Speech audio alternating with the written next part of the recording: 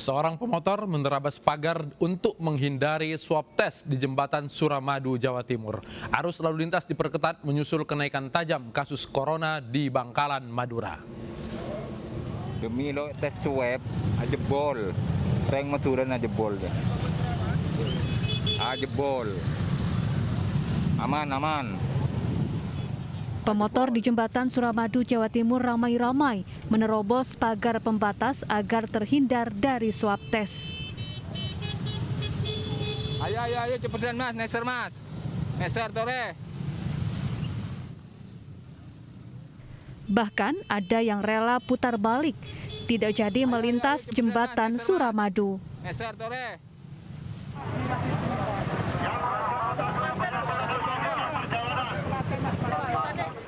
Tak jauh dari lokasi sedang terjadi tes swab warga keluar masuk Bangkalan di Surabaya. Kemacetan panjang pun terjadi. Banyak pengendara protes langkah tes swab massal petugas. Langkah ini diambil karena corona naik tajam di Bangkalan. Gimana Pak? Gak bisa ya? Madura gak boleh ke Surabaya soalnya Bangkalan COVID katanya. Udah balik aja. Wali Kota Surabaya akan membuat rumah sakit lapangan darurat di titik penyekatan sebelum jembatan Suramadu. Akhirnya insya Allah hari ini juga pemerintah provinsi akan membuat rumah sakit lapangan yang di sebelum Suramadu. Jadi nanti penyekatannya ada di sana, yang positif langsung masuk begitu. Sehingga ini sebenarnya pencegahan. COVID ini nggak kelihatan. Matikan mobilnya. Kenaikan kasus corona meningkat tajam di 3 kecamatan di Bangkalan. Mudik lebaran pekerja migran dituding jadi pangkal penyebaran. Selain di Bangkalan, corona juga meningkat tajam di Kudus, Jawa Tengah. Kenaikan tajam memunculkan pertanyaan, apakah ini karena lemahnya tracing usai libur panjang lebaran atau adanya jenis baru virus corona?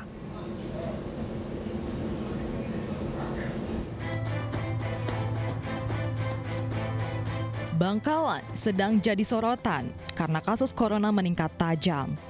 Pekan ketiga setelah Lebaran terjadi penambahan 200 lebih kasus.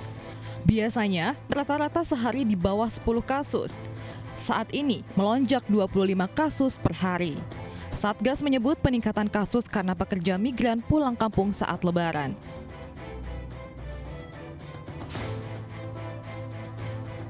Sebelum Bangkalan di Jawa Timur, ada Kudus di Jawa Tengah yang sampai saat ini masih disorot kenaikan kasus corona.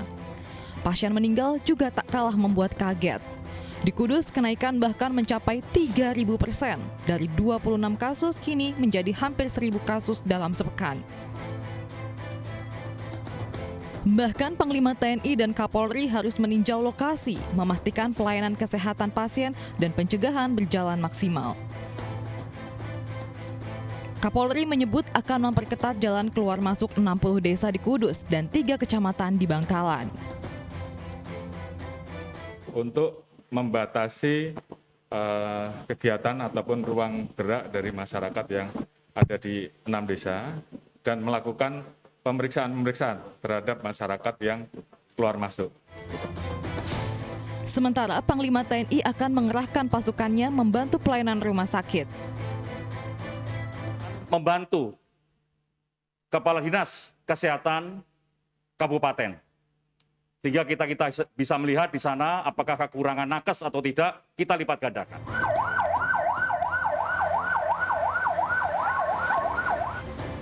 Kenaikan mencuat kasus corona 3 pekan setelah libur lebaran memunculkan spekulasi lemahnya antisipasi.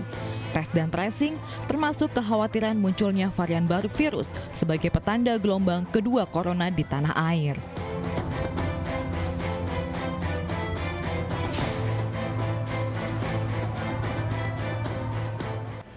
Betulkah ada kelemahan antisipasi kita sehingga kemudian corona meningkat tajam usai libur lebaran? Saya akan berbincang dengan Kepala Bidang Penanganan Kesehatan Satgas COVID-19 Pak Alex Ginting dan epidemiolog Universitas Indonesia atau juru wabah Pandu Riono. Selamat malam Bapak-bapak. Selamat malam. Saya ke Bang Alex dulu. Bang Alex, ini sebenarnya sudah kita duga bakal seperti ini atau sebetulnya mengagetkan kita? Sebenarnya ini sudah diduga, karena sudah diduga maka keluarlah surat edaran peniadaan mudik SE nomor 13 Satgas COVID-19 Nasional. Berikut adendumnya, termasuk juga membatasi perjalanan dalam negeri dan kemudian ada penyekatan-penyekatan. Demikian juga pembatasan mereka yang datang dari luar negeri melalui surat edaran nomor 12. Ini tentunya belajar dari kasus yang terjadi di tahun 2020, di mana kita ada 4-5 kali yang libur panjang akibat Hari Raya Keagamaan ataupun Hari Raya Nasional, sehingga kita melihat dalam tempo 2 minggu terjadi kenaikan kasus. Kepositifan di masyarakat meningkat, dan kemudian juga setiap libur panjang terjadi mobilisasi penduduk dari satu tempat ke tempat yang lain, apakah dari kota ke desa, desa ke kota, dan juga termasuk ke tempat wisata. Dan yang menjadi prihatin kita adalah bahwa semua pergerakan ini disertai juga dengan pelonggaran. Pelonggaran pemakaian 3M, menjaga jaraknya jadi tidak ada, memakai maskernya lupa, cuci tangannya juga tidak ada, sehingga terjadilah kerumunan. Nah, kerumunan-kerumunan ini yang sudah diantisipasi. Kendati pun sudah ada surat edaran peniadaan mudik, ada lebih 1,5 juta orang yang bergerak selama libur panjang tersebut. Sehingga ini sudah diantisipasi. Baik, Pak Alex, kalau libur sebelumnya di tahun 2020 sampai libur tahun baru kemarin, kenaikan itu biasanya terjadi 2 pekan setelah puncak dari libur tersebut. Ini sudah hampir sebulan setelah Lebaran, justru naik terus. Ini kenapa?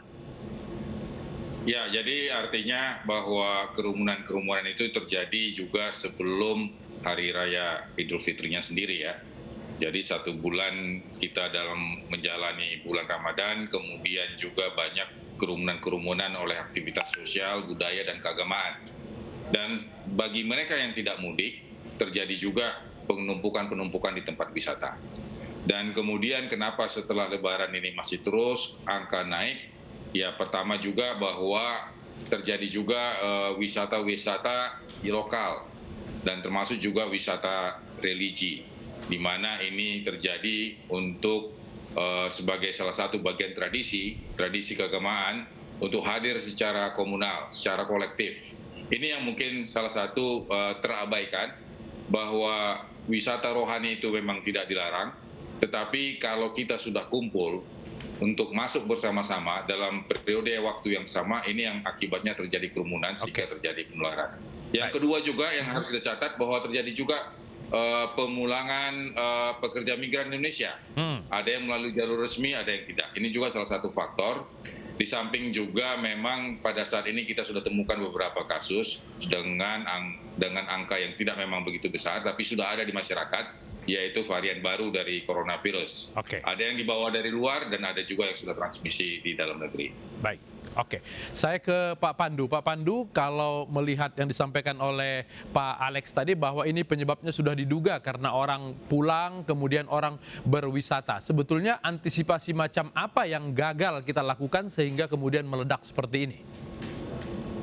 Ya, memang untuk melarang mudik kan tidak mudah. Ya, jadi walaupun sudah tahu bahwa pergerakan penduduk mudik itu akan meningkatkan penularan dan sudah dilarang, tapi tidak mudah diimplementasikan.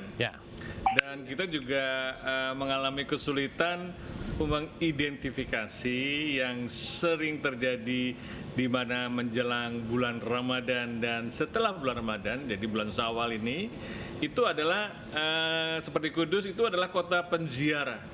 Jadi semua itu berziarah karena itu kota di mana banyak kiai dan banyak sejarah tentang kehidupan umat Islam, ya kan? Jadi bukan hanya Kudus, di Jawa Timur juga demikian. Jadi biasanya kalau sudah terkait sama peristiwa agama, ziarah, itu orang sudah menyerahkan hidupnya kepada takdir Tuhan. Gitu. Jadi mereka tidak akan takut. Ini yang menurut saya tidak diantisipasi, dan itu kan juga terjadi di India sebenarnya. Jadi kita tahu, kita harus mengidentifikasi tempat-tempat di mana akan ada kemungkinan kerumunan orang yang terkait sama kegiatan aktivitas religius tadi.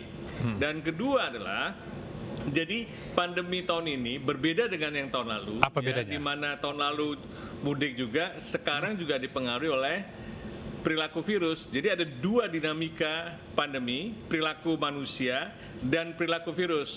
Virus yang sekarang itu sudah jauh berbeda dengan virus tahun yang lalu. Lebih ganas atau gimana Pak Pandu? Lebih mudah menular Lebih dan mudah menular. sifatnya lebih fatal. Oke. Jadi kalau tadi kan Pak Alex sudah mengatakan bahwa kemungkinan virus itu juga bisa dibawa dari luar atau sebenarnya sudah beredar di Indonesia. Begitu ada kerumunan manusia, itu membantu memfasilitasi kemungkinan penularan dan akan kita cepat melihat kasusnya demikian cepat tinggi dan sebagian akan meninggal. Itu sudah mengindikasikan bahwa berbeda dengan virus yang sebelumnya yang kita sebut sebagai old virus, the new virus akan lebih mudah menular dan bisa lebih fatal. Ada faktor karena merasa sudah divaksin lalu kemudian orang merasa abai dengan prokes 3M, Pak Pandu? Kecil sekali karena yang divaksinasi kan masih terbatas. Jadi sebenarnya lebih mengarah kepada perilaku manusia dan ditambah dengan perilaku virus yang sudah berubah.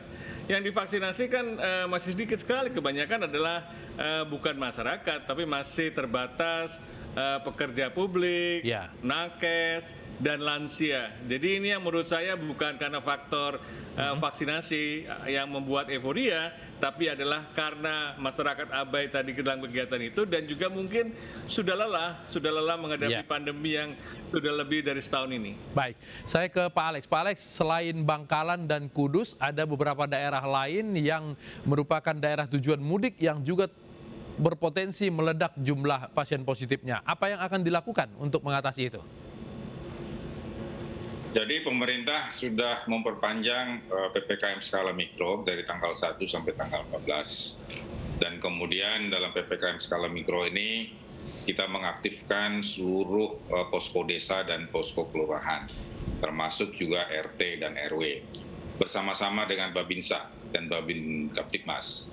Pada daerah-daerah yang sudah dinyatakan zonasi merah, tentu di situ akan ada penebalan satuan setingkat peleton dari TNI untuk menjaga wilayah supaya tidak terjadi lalu lintas mereka yang zonasi merah ke zonasi hijau. Jadi memang pertama dulu adalah kita harus melakukan pemberesan di hulu. Di hulu itu berarti di RT, di RW, posko desa, posko kelurahan. Harus dipisahkan mana yang sehat, mana yang bergejala, mana yang kontak erat. Tentu kontak tracing harus tidak boleh turun. Kontak tracing harus terus bekerja selama 24 jam. Dan ini akan diawasi oleh relawan dan akan disupervisi oleh posko desa bersama-sama dengan puskesmas. Dengan memisahkan mereka yang kontak erat, mereka yang bergejala, mereka yang terkonfirmasi di pedesaan ataupun di kelurahan, ini kita anggap sebagai satu sektor di hulu. Ini akan mengurangi nanti beban di hilir. Hilir itu terbeban, rumah sakit terbeban kalau di hulu tidak bisa dilakukan pemisahan-pemisahan. Oke, Pak Pandu, kalau kemudian tracing ditingkatkan, berarti ke depan kita akan melihat jumlah pasien positif yang meningkat tajam lagi atau bagaimana?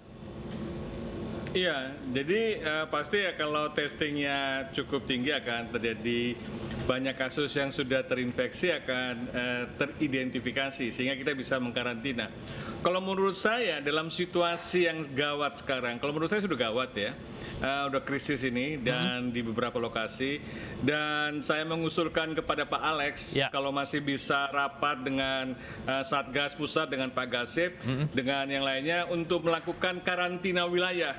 Dalam undang-undang karantina dimungkinkan karantina wilayah selama seminggu atau 10 hari untuk melakukan tracing dan testing yang baik gitu, karena itu tidak ada penduduk yang terinfeksi menular kepada pihak lain dan juga dari luar tidak ada yang masuk, sehingga betul-betul itu sifatnya sementara. Jadi wilayah seperti Pulau Madura itu harus dikarantina wilayah, tidak boleh lagi ada yang masuk, tidak ada yang keluar.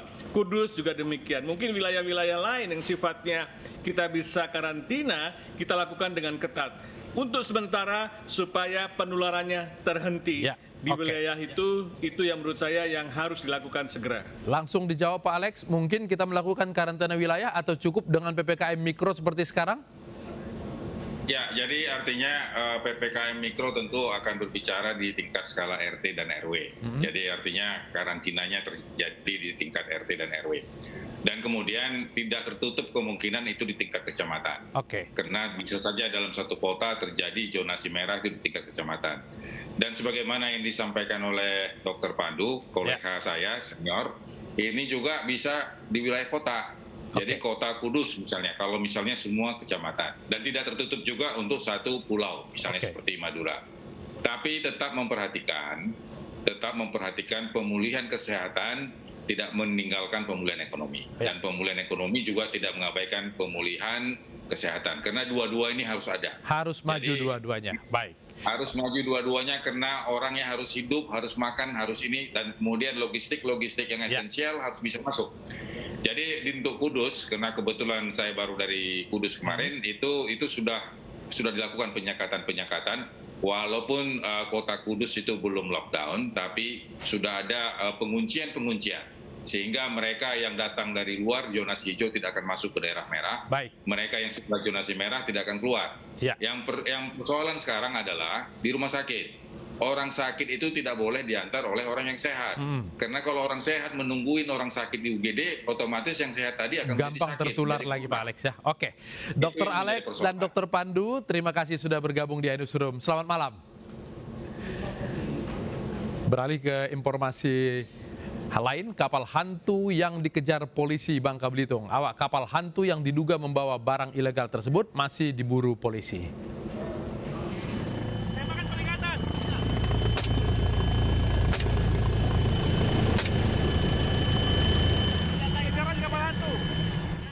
Usai menerima informasi dari masyarakat nelayan di perairan Muntok, Bangka Belitung, polisi mengejar kapal cepat tanpa nama atau yang biasa disebut kapal hantu yang melintas dengan kecepatan tinggi dan diduga membawa muatan ilegal. Tembakan peringatan yang diberikan tidak dihiraukan awak kapal. Kapal hantu ini terus melaju menerobos hutan bakau. Hingga saat ini, polisi masih memburu para awak kapal hantu yang lolos dari sergapan polisi. Dari kapal hantu ini, polisi hanya mendapati beberapa jerigen berisi bahan bakar untuk operasional kapal. Sedangkan jenis dan bentuk barang yang dibawa kapal sempat dibuang dan masih dalam pencarian. Polisi juga belum bisa mengevakuasi kapal cepat ini karena terkendala medan yang sulit dan berlumpur.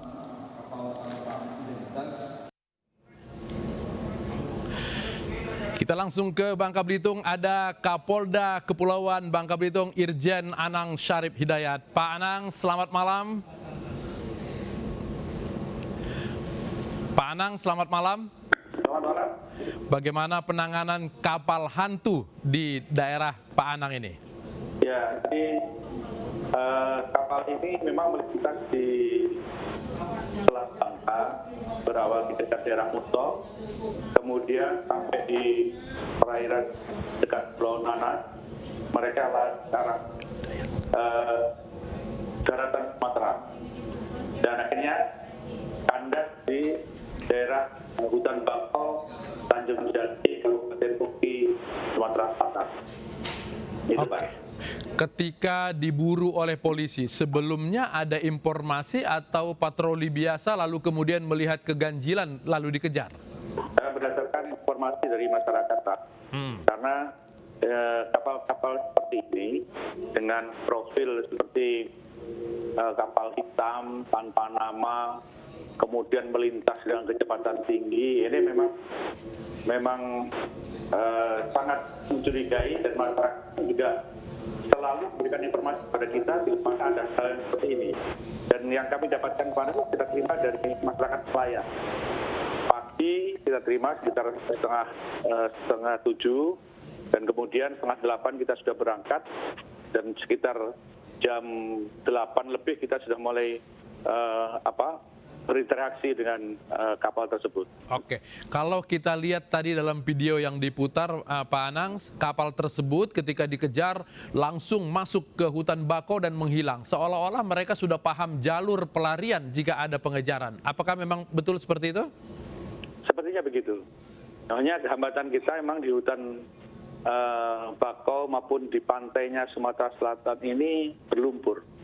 Jadi kalau seandainya seperti di pantai di Balai daerah Bangka Belitung itu berpasir, mungkin lebih mudah kita mencarinya. Ini berlumpur, dia masuk ke dalam sampai kira-kira 70 meter dari garis pantai atau Pulau Bakau, Bakau yang terluar itu.